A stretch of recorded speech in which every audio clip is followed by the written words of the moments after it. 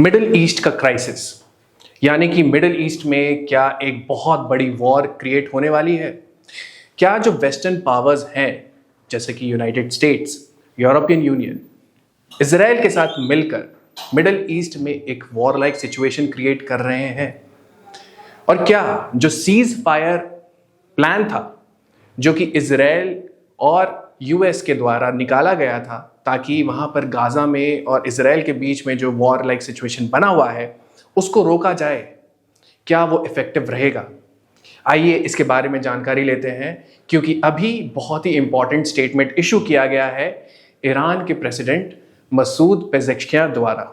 उन्होंने कहा है कि ये जो पूरा जो सिचुएशन है वो एक टोटल वॉर की तरफ पॉइंट करता है और ईरान के पास पूरी कैपेबिलिटी है, जो कि उसकी जून कॉन्फ्लिक्ट, जो आपको याद होगा 2025 में जून कॉन्फ्लिक्ट हुआ था, उससे बहुत ज्यादा है। And it has the capacity to stabilize itself and defend against any actions, any confrontations against its territory. So let us see how the story unfolds. सबसे पहली बात, गाजा में हम लोग ने देखा है कि गाजा और इजराइल के बीच में बहुत सारे वार लाइक सिचुएशंस बने हैं, जिसमें कि बहुत सारे मिसाइल फायरिंग हुई है और रिस्पॉन्स भी मिला गया है हमास के द्वारा। हमास जो है वो आपके गाजा में गाजा के प्रोटेक्शन के लिए है, ठीक है। इनको इजराइल ने एक टेररिस्ट ऑर्गेनाइजेशन की तरह पहचाना है, ठीक है। यही नहीं, हमास के साथ साथ हिजबुल्लाह को भी, ठीक है। ये डिसाइड करते हैं, ये बताते हैं कि जो इजराइल है वो इन टेररिस्ट ऑर्गेनाइजेशंस की वजह से थ्रेटेंड है और उसको अपने आप की सॉवरेंटी और टेरिटोरियल इंटीग्रिटी को प्रोटेक्ट करने के लिए इनके अगेंस्ट वो अपना शस्त्र, अपनी जो वेपन्स है वो उठाने के लिए हमेशा से तैयार है, ठीक है। तो इस वजह से क्या हुआ कि जो गाजा में और जो इजराइल में है ना, ये जो जितने भी आपके अटैक्स हो रहे थे, इसके लिए सीज फायर डाला गया, ठीक है, यूएस के साथ मिलके फेज 1, ठीक है। इस सीज फायर के 2 फेजेस थे, एक तो फेज 1 और एक फेज 2, ठीक है। फेज 1 जो था वो एम करता था टेम्पररी पॉज इन हॉस्टिलिटीज, मतलब कि पहले तो आप एक दूसरे के बीच में जितने भी अटैक्स हैं मिसाइल्स के द्वारा उनको रोकिए, ठीक है। जो फेज 2 था वो फेज 2 में नेगोशिएशंस किए गए थे कि लॉन्ग टर्म गवर्नेंस की, अगर हम लोग फ्यूचर देखते हैं गाजा का तो हम लोग कैसे देखते हैं। इसमें 2 बातें आई थी। एक तो था कि एक इंटरनेशनल स्टेबलाइजेशन फोर्स जो कि डिफेंड करेगा, ठीक है, एनी मिसक्रिएंट्स की वजह से जो भी एक वॉर लाइक सिचुएशन की तरफ लीड कर सकता है उसको रोकेगा। और दूसरा था एक गवर्नेंस बोर्ड,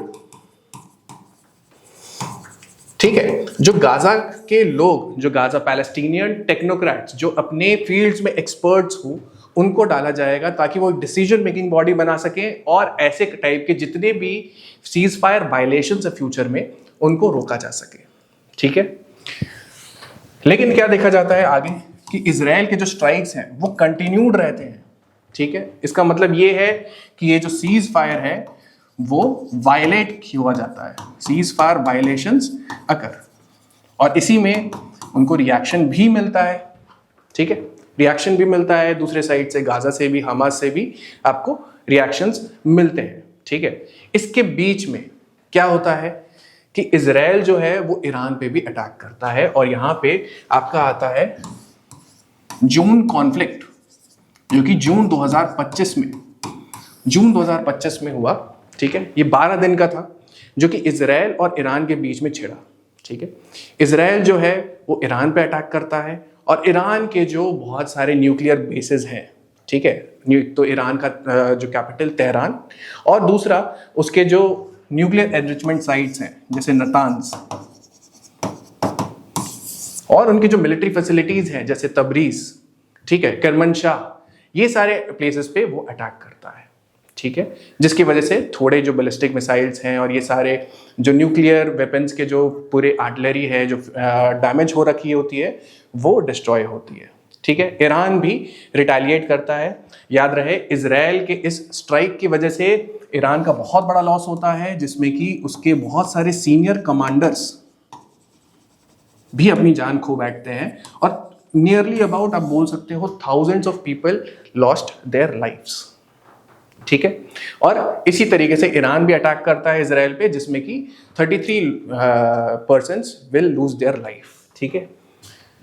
अब यूएस जो है वो बोलता है कि एक नया गाजा प्लान हम लोग उसके तरफ लेकर आते हैं। इस वाले जो अटैक था जो कि इजराइल ने ईरान की तरफ किया था, उसमें यूएस ने का भी हाथ था, यूएस ने भी इसमें जाके पार्टिसिपेट किया था, और जिसके वजह से ईरान बोलता है कि ये जो सारे वेस्टर्न पावर्स हैं वो हमें टारगेट कर रहे हैं, ठीक है। Iran says we are in war, Tehran declares full scale conflict with regional implications. इसका मतलब ये है कि अब जो वॉर है, जो सीज फायर की बातें कर रहे हैं, जो हम लोग पीस और स्टेबिलिटी इन द रीजन की बात कर रहे हैं, वो सिर्फ गाजा दैट इज पैलेस्टीन और इजराइल के बीच में नहीं है। अब वो छिड़ के एक रीजनल प्रॉब्लम बन गई है, क्योंकि ईरान भी इन्वॉल्व है। याद रहे दोस्तों, ईरान जो है वो अपने आप को प्रोजेक्ट करता है ना, through proxy groups like Hamas, Hezbollah, ठीक है, और इराक के शियाज, है ना।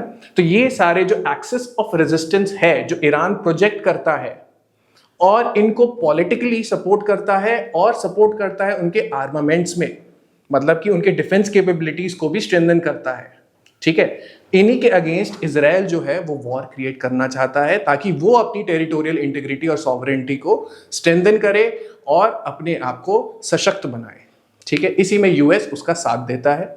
अभी का सिचुएशन ये है कि वो सीज फायर को वायलेशन से रोकना चाहते हैं, तो any type of peace between the both the sides is being trying to be brokered, ठीक है। अब आगे एक बार देख लेते हैं कि फेज 1 का सीज फायर वायलेशन में क्या क्या चीजें इंक्लूडेड थी, क्या क्या चीजें इंक्लूडेड नहीं थी, और जिसकी वजह से जो सीज फायर वायलेशंस थे वो आगे कैसे बढ़े। Phase 1 cease fire, stop bullets not decide power. इसका मतलब ये बस लिमिटेड था कि बैटलफील्ड में जो चीजें इधर एक साइड से दूसरी तरफ फायर हो रही हैं वो रोक दी जाए, ठीक है।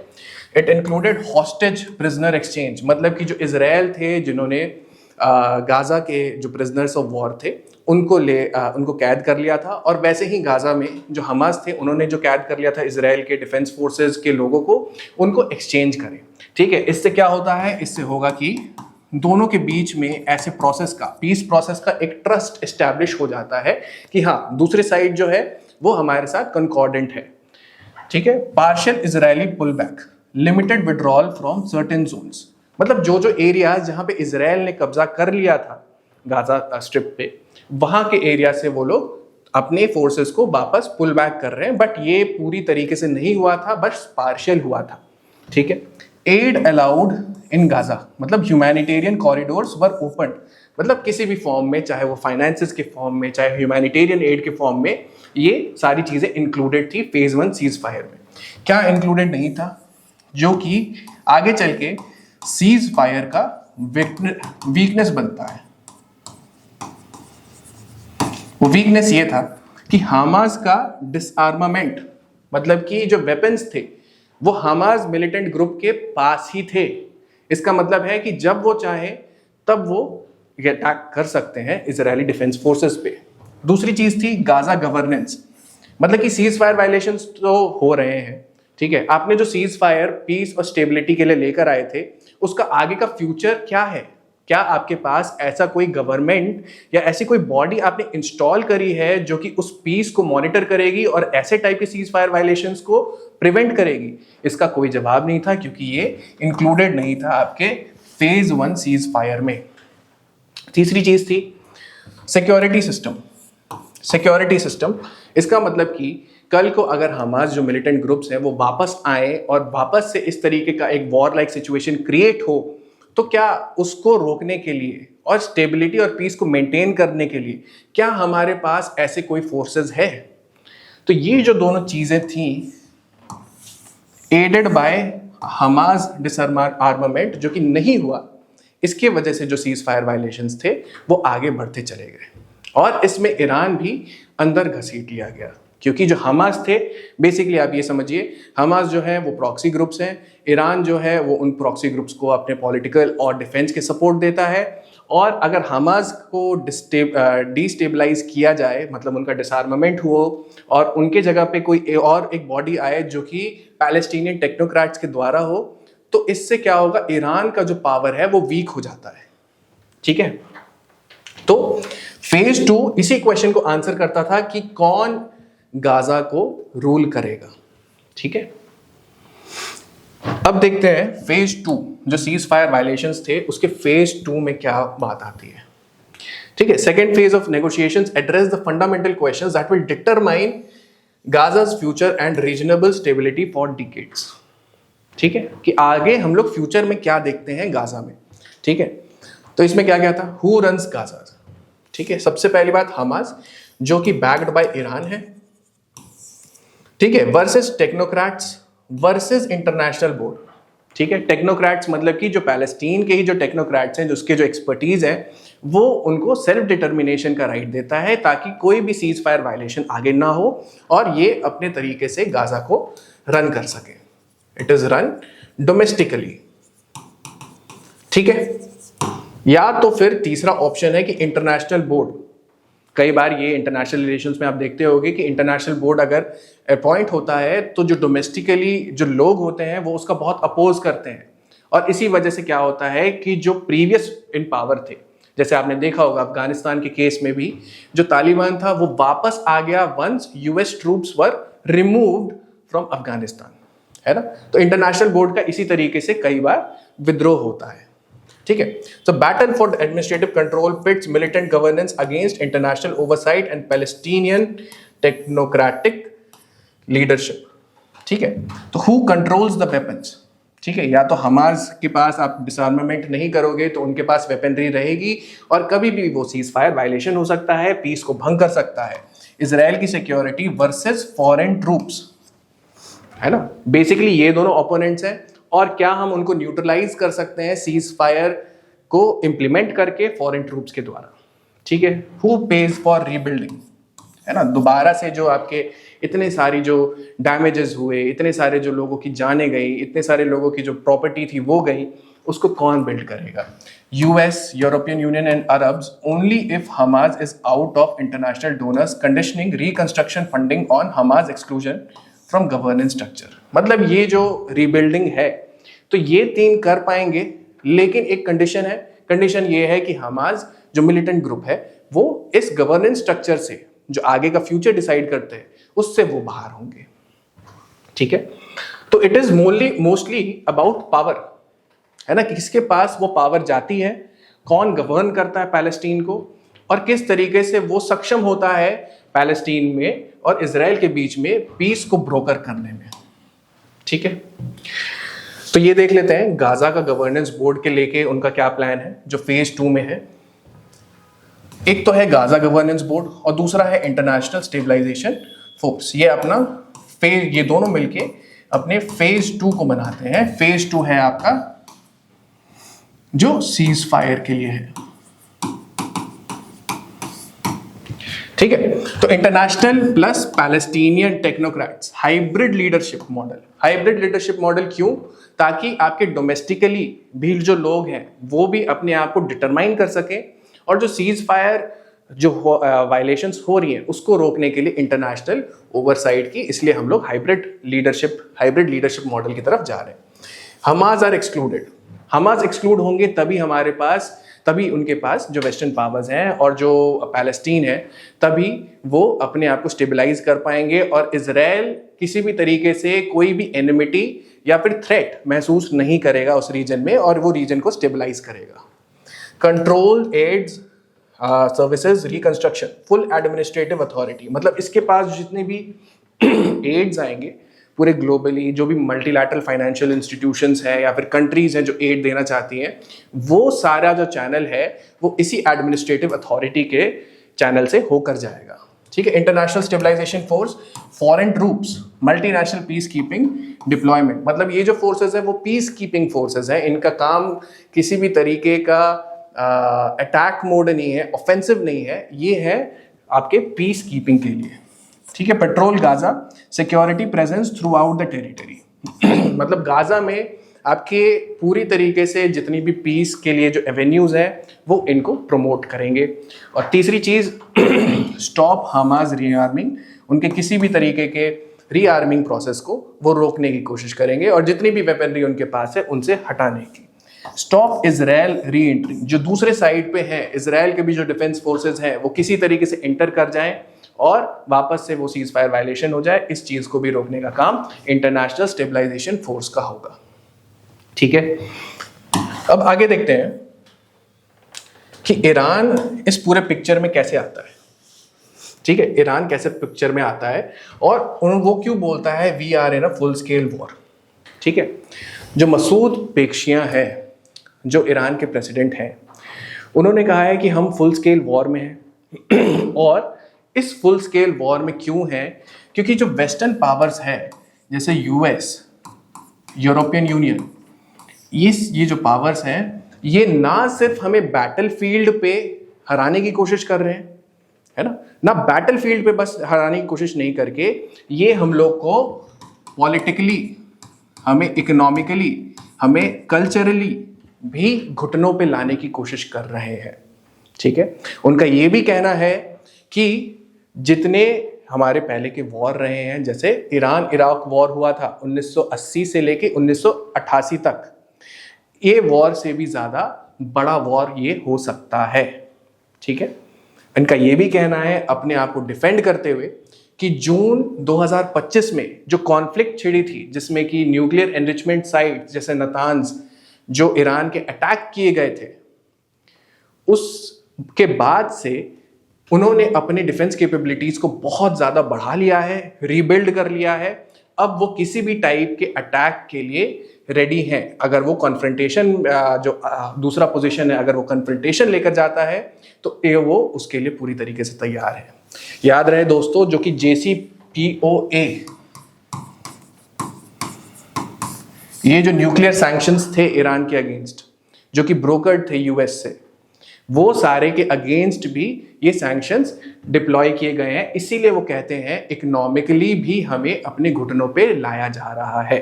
ठीक है, पॉलिटिकली तो आप समझे, जिस तरीके से हमास हैं जो कि प्रॉक्सी हैं, उनको अगर हटा दिया जाए, गवर्नेंस से भी हटा दिया जाए, उनका डिसआर्मामेंट भी कर दिया जाए, तो वर्चुअली ईरान का कोई प्रेजेंस नहीं रह जाएगा इजराइल और पैलेस्टीन के बीच के युद्ध के बीच में।